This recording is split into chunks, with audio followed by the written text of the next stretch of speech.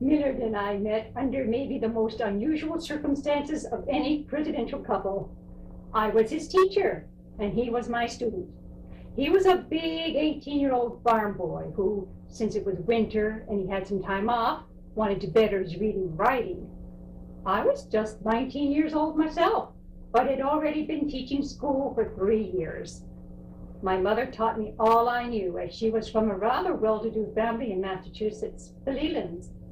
She had married a minister in the New Baptist faith, and he moved the family into the wilderness to a small town above Troy, New York. My father died, leaving my mother with a young son and an infant daughter with red hair. I was the infant. Because she felt she could stretch what little money we had if we went further into the wilderness, Mother moved us to the town of Moravia in the Finger Lakes area of New York. While I was learning from my father's books, in a farm not far from where I live, another young person was experiencing quite a different upbringing. I was the second of 9 children born in a log cabin in the wilderness area of New York State on January the 7th, 1800. Grew up on a farm doing typical farm chores.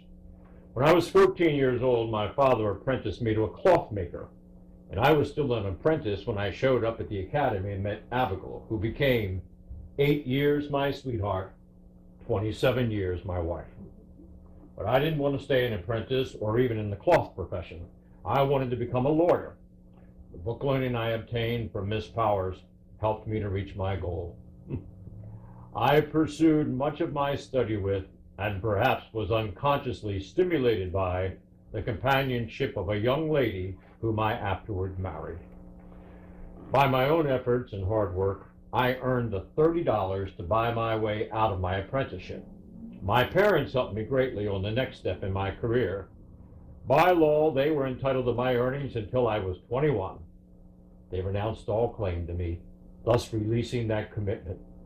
But then they told me they had arranged for me to be a clerk and to study law with a judge in a nearby town. I broke down in tears. I was so moved. At least Millard was still nearby, and our romance slowly blossomed.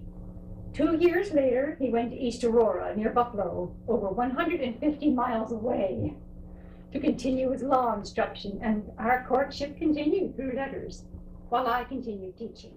To supplement my living expenses, I also taught at various local schools.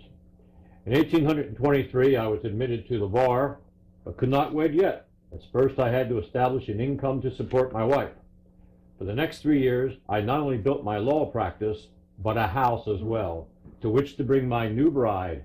Built it with my own 2 hands. While Millard was working on our new house, I was working on convincing my family that marrying Millard Fillmore was a good idea. My family said it was beneath the Leland to marry a man lower in status. Eventually they relented, and the wedding took place in the home of my brother on February 5th, 1826, in Moravia, New York. But before that, the day I've been waiting for finally arrived. My first kiss from Millard.